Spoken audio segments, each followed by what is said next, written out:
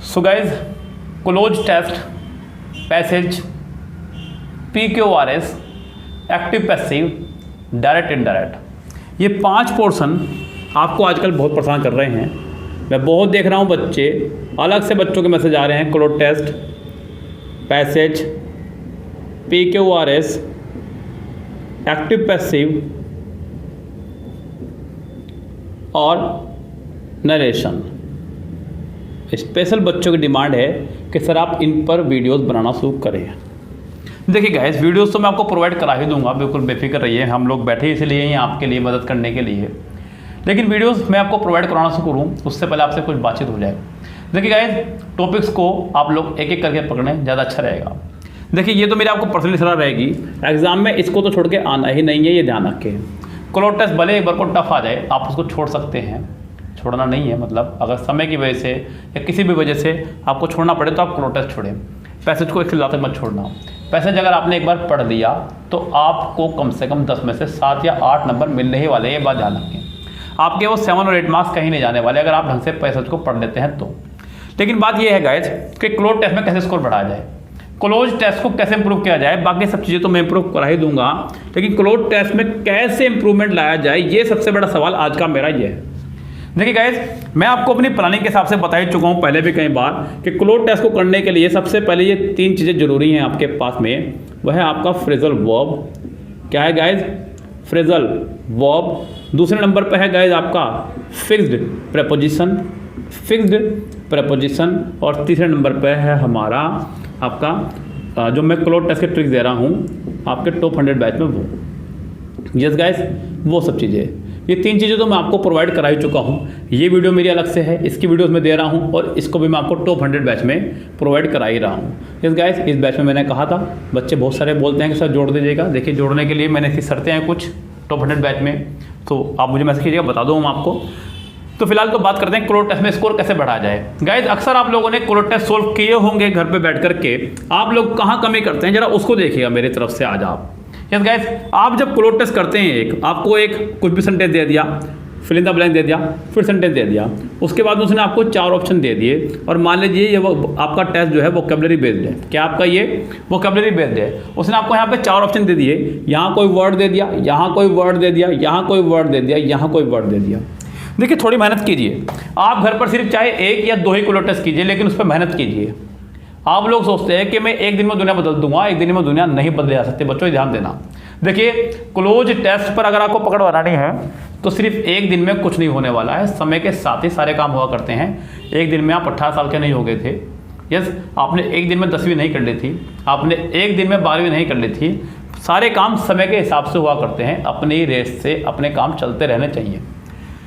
आप 2 cloze test कीजिए, ज़्यादा मत कीजिए, लेकिन उसको पूरा दिल से कीजिए। करना क्या है वो मैं बता रहा हूँ आपको गाइस। यहाँ पर जितनी भी वोकैबुलरी आपको दी जाती है ऑप्शंस में, आप उनको डिक्शनरी में सर्च कीजिए, चेक कीजिए कि उनमें से कौन सी वर्ब है, कौन सी नाउन है, कौन सी एडजेक्टिव है और कौन सी आपकी एडवर्ब है। इन सब चीज़ों को चेक करें। यस गाइस, अगर आप लोगों ने ये चेक करना शुरू कर दिया और मेरे कहने पे सिर्फ 2 क्लोज टेस्ट डेली करने शुरू कर दिया आपने, और ऐसा करने से आप लोगों ने कम से कम 100 के आसपास क्लोज टेस्ट कर लिए और 10-10 नंबर वाले कर लिए, तो आपके पास 1000 नहीं 100 क्वेश्चन से 100 क्लोज टेस्ट मतलब 10,000 वोकैबुलरी आपके पास होगी। 10,000 वर्ड आप समझते हैं गाइज, एक नॉर्मल पढ़े लिखे बंदे को ब्रिटेन के अंदर जिससे इंग्लिश बोलनी बहुत अच्छी आती है, उसके पास में 10 से 15,000 वर्ड्स की वोकैबुलरी होती है, बस, इससे ज़्यादा नहीं होती है। अगर आप इन 10,000 वर्ड्स को खूब अच्छे समझ जाएं कि इनमें से कौन सा वर्ब है, कौन सा नाउन है, कौन सा एडजेक्टिव है, कौन सा एडवर्ब है, ऐसे जब आप करना शुरू कर देंगे तो आपके सामने मेथड भी आना शुरू हो जाएंगे कि अगर OUS आ रहा है तो ये तो एडजेक्टिव ही है, अगर TIVE आ रहा है तो ये एडजेक्टिव ही है, अगर TION आ रहा है तो ये नाउन ही है, अगर TY आ रहा है तो ये नाउन ही है, अगर LY आ रहा है तो ये एडवर्ब ही है। ऐसे आपके पास ट्रिक्स भी आने शुरू हो जाएंगे गाइज। आप लोग फैसला लेंगे सेंटेंस में दिए गए पिछले या अगले भाग को देखते हुए। लाइक मान लीजिए उसने आपको यहाँ पे हेल्पिंग वर्ब दिया हुआ है। क्या दिया हुआ है उसने आपको यहाँ पे? हेल्पिंग वर्ब दिया हुआ है। अब मुझे पता है कि यहाँ पक्का मेन वर्ब आनी है। ऑप्शन में उसने दे दिया हमें इफेक्ट और ऑप्शन में उसने हमें दे दिया अफेक्ट भी। क्या दे दिया? अफेक्ट भी। बाकी जो 2 ऑप्शन है वो ना छोड़ दीजिए जो भी दे रखा है। लेकिन नॉर्मली एक बच्चों को बताया कि इसका मीनिंग भी वही है और इसका मीनिंग भी वही है जो होना चाहिए। इफेक्ट माने भी प्रभाव डालना, अफेक्ट माने भी प्रभाव डालना। लेकिन हमारे पास क्या है यहाँ पे? Helping verb. Guys helping verb के बाद में मेन वर्ब आया करती है। इफेक्ट आपका एक नाउन है। क्या है आपका? एक नाउन है इफेक्ट। अगर आप इस तरह से चीज़ों को पढ़ेंगे तो डेफिनेटली आपको सिलेक्शन मिल जाएगा गाइस। तो इफेक्ट आपका एक नाउन है। अब मुझे पता था, मुझे मीनिंग दोनों के पता थे, इफेक्ट माने भी प्रभाव डालना, अफेक्ट माने भी, लेकिन मुझे ये नहीं पता कि इनमें से कौन सा वर्ब है और कौन सा नाउन है। तो गाइस ऐसी स्थिति में आपके ये रूल जो मैंने बताया ये काम करेगा। आप लोग वर्क कीजिए इस पर थोड़ा सा। देखिए सारे काम दूसरा बंदा नहीं करके दे सकता, कुछ काम आपको खुद से भी करने होंगे। सिलेक्शन आपको लेना है, जॉब आपको लेनी है, सैलरी आपको लेनी है, ज़िंदगी के मज़े आपको लेने हैं, मेहनत भी आप ही को करनी होगी गाइस। हम लोगों का काम इतना है कि हम लोगों ने वीडियो बनाई, हमारा काम खत्म, आपका काम शुरू। चाहे मेरे जैसे किसी ही टीचर आपको यूट्यूब पर पढ़ा रहे हैं। गाइस ग्रामेटिकली अगर कोलोर टेस्ट आता है तो उसकी जिम्मेदारी मेरी, मैं आपसे छुटने नहीं दूंगा। लेकिन अगर वोकैबुलरी बेस्ड आपका कोलोर टेस्ट आ रहा है तो देखिए याद करने का काम आप ही लोग करेंगे, मैं इसको याद नहीं कर सकता। अगर ये मेरे भरोसे काम होता है, याद करने का काम होता तो मैं इसको याद भी कर लेता, लेकिन वो मेरे से काम चलने वाला आपका नहीं है। आपको ये काम करना ही होगा गाइस। सिर्फ और सिर्फ 2 कोलोर टेस्ट 10-10 नंबर वाले आपको डेली करने, ज़्यादा नहीं करने गाइस। अगर आप इतना भी नहीं कर सकते मेरे कहने पर अपने लिए, तो फिर आपका तैयारी करना बेकार है। आपको सिर्फ डेली 2 कोलोर टेस्ट करने हैं। कितने करने हैं? 2 कोलोर टेस्ट डेली करने हैं आपको, इससे ज़्यादा आपको कोलोर टेस्ट नहीं करने हैं। 2 के 2, वो भी वोकैबुलरी बेस्ड, ग्रामर बेस्ड नहीं। ग्रामर बेस्ड तो मैं करवा ही दूंगा आपको, बिल्कुल बेफिक्र रहिए। सिर्फ वोकैबुलरी बेस्ड आपको चेक करने हैं, कौन से वोकैबुलरी बेस्ड है उनको ढूंढिए, 1 हफ्ते तक कीजिए, मुझे अपना स्कोर चेक कीजिएगा, सेंड कीजिएगा।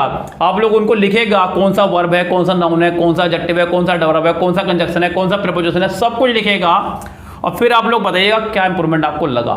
यस गाइज डेफिनेटली आपको इंप्रूवमेंट मिलेगा गाइज, बहुत ज़्यादा अच्छा इंप्रूवमेंट मिलेगा।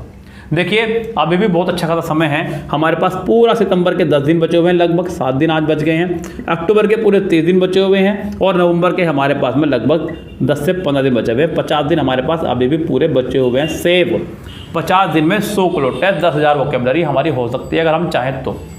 और ना चाहने वालों के लिए तो पूरा साल भी बेकार है, उन्होंने तो ये लॉकडाउन भी बेकार किया अपना। यस गाइस, सो मेरी प्लानिंग के तहत आप काम कीजिएगा, ये सबसे बेस्ट प्लानिंग है। जैसे मैं पढ़ाता हूँ आपको कि ये वोकैबुलरी है, ये एडजेक्टिव है, ये एडवर्ब है, मैं ये कर दिया वो कर दिया, ऐसे आप भी इसको तैयार रखें। यस गाइस, सबसे बेस्ट फंडा है ये। सो आप अपना स्कोर चेक कीजिएगा, स्कोर कैसे नहीं बढ़ता फिर मुझे बताइएगा गाइस। यस गाइस, तो कोलोर टेस्ट की कहानी यहाँ खत्म होती है आज की वोकैबुलरी बेस की। फिर मैं कोलोर टेस्ट करवा ही रहा हूँ आपको, उसको भी देखिएगा। फिर चलते हैं guys, good bye, have a nice day.